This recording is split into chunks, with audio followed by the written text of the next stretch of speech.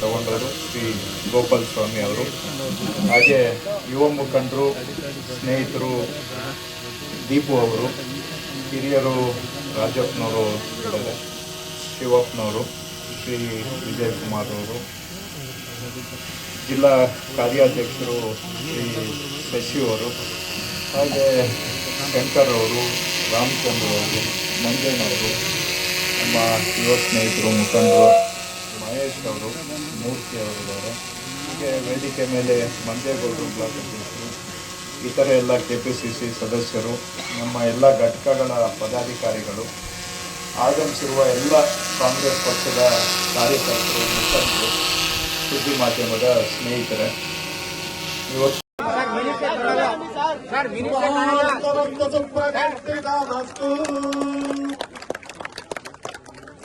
बोलो कांग्रेस पार्टी की।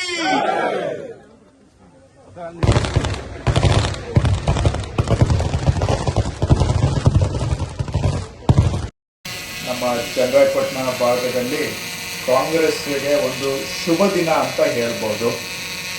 ಶ್ರೀಯುತ ಶ್ರೀಕಂಠಯ್ಯನವರು ಬಹಳ ರಾಜ್ಯದ ಪ್ರತಿಷ್ಠಿತ ಮಂತ್ರಿಗಳಷ್ಟೇ ಅಲ್ಲ, ರಾಜ್ಯದ ಮುಂಚೂಣಿ ನಾಯಕರು ಕೂಡ ಆಗಿದ್ದಂಥವರು ಶ್ರೀಕಂಠಯ್ಯನವರು. ಅವ್ರನ್ನ ನಾವು ಸ್ಮರಿಸಲೇಬೇಕು ಈ ಸಂದರ್ಭದಲ್ಲಿ. ಅವರು ಅಡಿಪಾಯ ಹಾಕಿ ಈ ತಾಲೂಕಿನಲ್ಲಿ ಬಹಳ ಭದ್ರ ಬುನಾದಿಯನ್ನ ಕಾಂಗ್ರೆಸ್ಗೆ ಹಾಕಿ ಕೊಟ್ಟು ಬಹಳ ವರ್ಷಗಳ ಕಾಲ ಇಲ್ಲಿ ಚೆನ್ನಾಗಿ ಬೆಳೆಸೋದರ ಜೊತೆಗೆ ಈ ತಾಲೂಕಿನ ಅಭಿವೃದ್ಧಿಗೂ ಶ್ರೀಕಂಠಯ್ಯನವ್ರದ್ದು ಕೊಡುಗೆ ಇದೆ. ಹಾಗೆ ಹಾಸನ ಜಿಲ್ಲೆಯ ಅಭಿವೃದ್ಧಿಗೂ ಕೂಡ ಶ್ರೀಕಂಠಯ್ಯನವರು, ಪುಟ್ಟಸ್ವಾಮಿಗೌಡರು ಇವ್ರದ್ದು ಬಹಳ ದೊಡ್ಡ ಕೊಡುಗೆ ಇದೆ. ಹಾಗೆ ರಾಜ್ಯದಲ್ಲೂ ಕೂಡ ಮಾನ್ಯ ಶ್ರೀಕಂಠಯ್ಯನವರು ಒಬ್ಬ ಬಹಳ ಪ್ರಭಾವಿ ನಾಯಕರು ಆಗಿದ್ದಂಥವರು. ರಾಜ್ಯದ ಚುಕ್ಕಾಣಿ ಹಿಡಿತಕ್ಕಂಥ ಅವಕಾಶಗಳನ್ನು ಕೂಡ ಬಹಳ ಹತ್ತಿರದಿಂದ ನೋಡಿದಂಥವರು ಶ್ರೀಕಂಠಯ್ಯ. ಅವರು ಪಕ್ಷವನ್ನ ತುಂಬಾ ಚೆನ್ನಾಗಿ ಕಟ್ಟಿದ್ರು. ಆದ್ರೆ ಎಲ್ಲೋ ಒಂದ್ ಕಡೆ ಅವರಿದ್ದಾಗ ಬಹುಶಃ ಪಕ್ಷದ ಕಚೇರಿ ಅವಶ್ಯಕತೆ ಬರಲೇ ಇಲ್ಲ ಅಂತ ಅನ್ಸುತ್ತೆ. ಯಾಕಂದ್ರೆ ಎಲ್ಲ ಅವ್ರ ಸುತ್ತಾನೆ ಅವ್ರಿಗೆ ಕೇಂದ್ರಿತವಾಗಿದ್ದಾಗ ಬಹುಶಃ ಪಕ್ಷದ ಕಚೇರಿ ಅಷ್ಟೊಂದು ಅವಶ್ಯಕತೆ ಅವತ್ತು ಇರಲಿಲ್ಲ. ಆದ್ರೆ ಈಗ ಎಲ್ಲ ಸ್ನೇಹಿತರು ಹೇಳಿದಾಗೆ ಇತ್ತೀಚೆಗೆ ಅವರವರ ಪರ್ಸನಲ್ ಆಫೀಸನ್ನೇ ಪಕ್ಷದ ಆಫೀಸ್ ಅಂತ ಮಾಡಕ್ ಹೋದಾಗ ಸ್ವಲ್ಪ ಮುಜುಗರ ಆಗುತ್ತೆ, ಗೊಂದಲಗಳಾಗ್ತವೆ.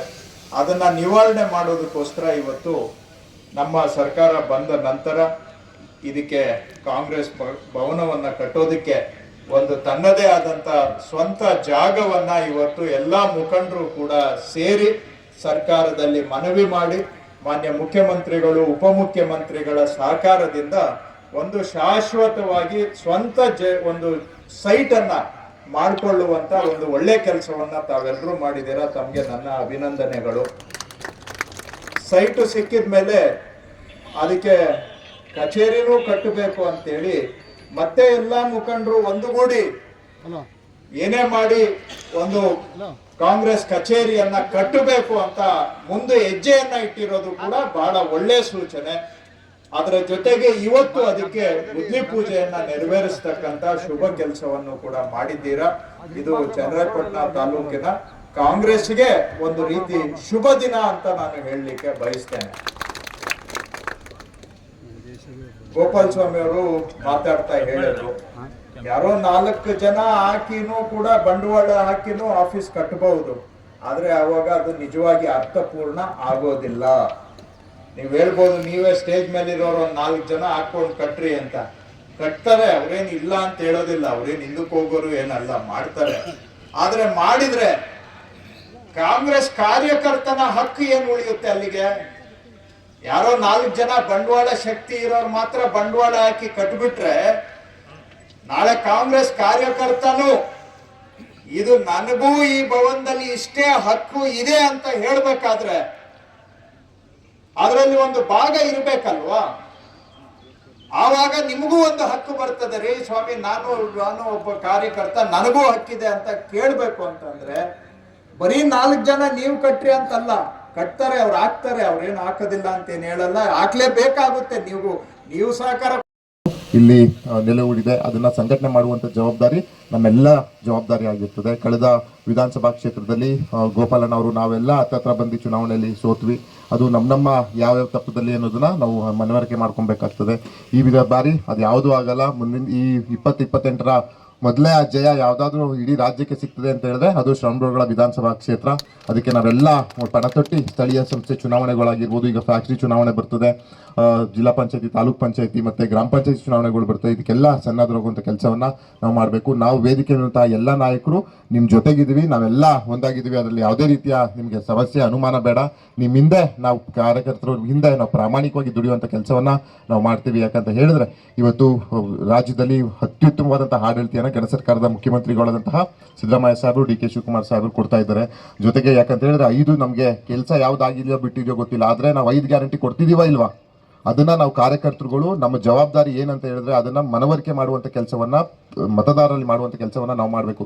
ಸುಮಾರು 56,000 ಕೋಟಿ ಅಷ್ಟು ಹಣವನ್ನ ನಾವು 5 ಗ್ಯಾರಂಟಿಗಳು ಕೊಡ್ತಿದೀವಿ. ಏನ್ ಮಾಡಿದ್ದಾರೆ, ಎತ್ ಮಾಡಿದ್ದಾರೆ ಅಂತ ವಿರೋಧ ಪಕ್ಷದವ್ರು ಸಾವ ಕೇಳ್ಬೋದು. ರೋಡ್ ಹಾಕ್ಸಿದಿರಿ, ನೀವು ಎಂಪಿ ಗೆಲ್ಸಿದಿರಿ, ಏನ್ ಮಾಡಿದಿರಿ ಅಂತ ಕೇಳ್ಬೋದು. ಆದ್ರೆ ನಮಗೆ ಅದು ಬಡವರ ಪರ, ದೀನದಲಿತರ ಪರ, ಹಿಂದುಳಿದವರ ಪರ ಏನು ನಾವು 5 ಗ್ಯಾರಂಟಿಗಳನ್ನ ಕೊಡ್ತಾ ಇದೀವಿ. ಅದು ನಮ್ಮ ಮುಂದಿನ ಚುನಾವಣಾ ಅಸ್ತ್ರ.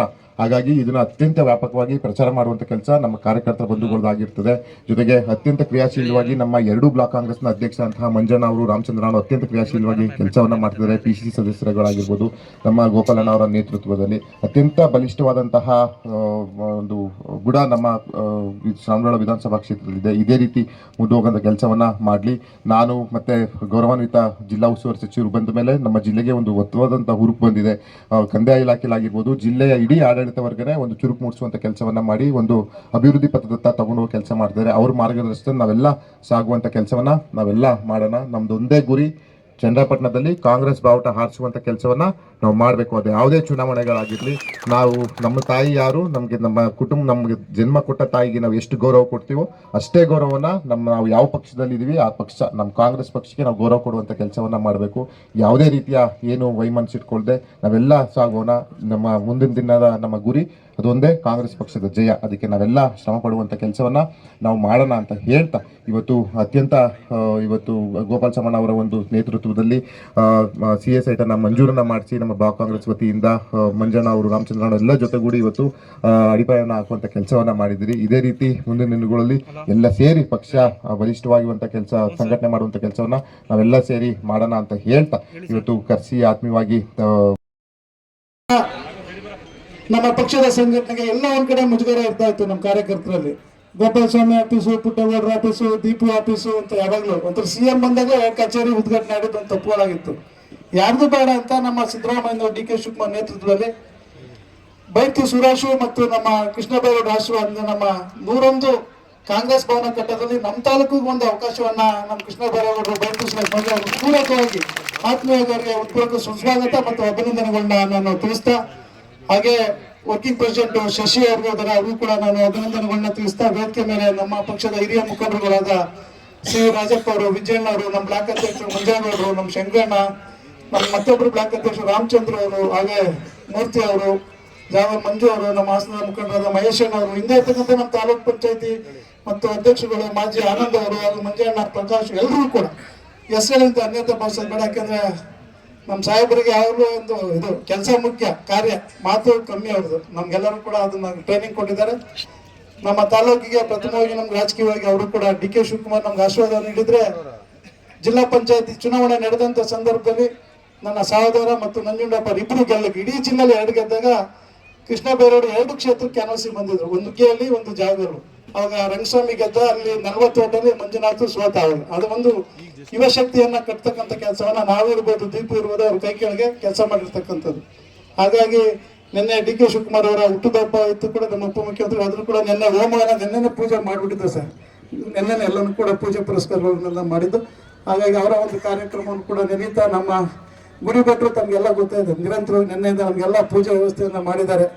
ಅವರು ಕೂಡ ಉತ್ಪೂರ್ವಕ ಅಭಿನಂದನೆಗಳನ್ನ ತಿಳಿಸ್ತಾ, ಈ ಒಂದು ನಿವೇಶನದಲ್ಲಿ ಒಂದು 6 ತಿಂಗಳಲ್ಲೇ 1 ಕೋಟಿ ವೆಚ್ಚದಲ್ಲಿ ನಾವು ಈಗಾಗಲೇ ಬಿಲ್ಡಿಂಗ್ ಶೋ ಮಾಡಿದ್ವಿ. ಅದನ್ನ ಕಟ್ತಕ್ಕಂಥದ್ದು ಕೆಲಸವನ್ನ ನಾವೆಲ್ಲರೂ ಕೂಡ ಒಟ್ಟಾಗಿ ಮಾಡಬೇಕು. ಯಾರೋ ತಿಳ್ಕೊಂಡ್ಬಿಡ್ತಾರೆ ಅಲ್ಲಿ ಡಿ.ಕೆ. ಶಿವಕುಮಾರ್ ಕೊಟ್ಬಿಡ್ತಾರೆ ಸಿದ್ದರಾಮ, ಯಾರು ಕೊಡೋದಿಲ್ಲ. 100 ರೂಪಾಯಿ ಕೊಡಿ, ಅದರಿಂದ ಎಲ್ಲರಿಗೂ ಕೂಡ ರಸೀದಿಯನ್ನು ಕೊಟ್ಟು ನನಗೊಂದು ಪತ್ರ ಕೊಟ್ಟಿದ್ದಾರೆ ಡಿ.ಕೆ. ಶಿವಕುಮಾರ್ ಅವರು, ನೀವು ಅಲ್ಲಿ ಲೋಕಲ್ ಕಾರ್ಯಕರ್ತರಿಂದನೇ ಕಲೆಕ್ಟ್ ಮಾಡಿ ಕಟ್ಟಬೇಕು ಅಂತ. ಈ ದೇವಸ್ಥಾನ ಕಟ್ಟುವಾಗ ಒಬ್ರು ಕಟ್ಟಬಾರ್ದು ಅಂತಾರೆ. ನಾನು ಸಂಪೂರ್ಣ ಇದ್ರ ಜವಾಬ್ದಾರಿ ಹೊತ್ಕೊತಾ ಇದ್ದೀನಿ. ಹಾಗಾಗಿ 1 ಕೋಟಿ ವೆಚ್ಚದಲ್ಲಿ 6 ತಿಂಗಳಲ್ಲಿ ಒಂದು ಅಂತಿಮವಾಗಿ ಒಂದು ಫ್ಲೋರ್ ಆದ್ರೂ ಮುಗಿಸೋಂಥ ಕೆಲಸವನ್ನ ನಾವೆಲ್ಲರೂ ಕೂಡ ಒಗ್ಗಟ್ಟಾಗಿ ಮಾಡೋಣ. ದಯವಿಟ್ಟು ಎಲ್ಲರೂ ಸಹಕಾರ ನೀಡ್ತೀರಲ್ಲ.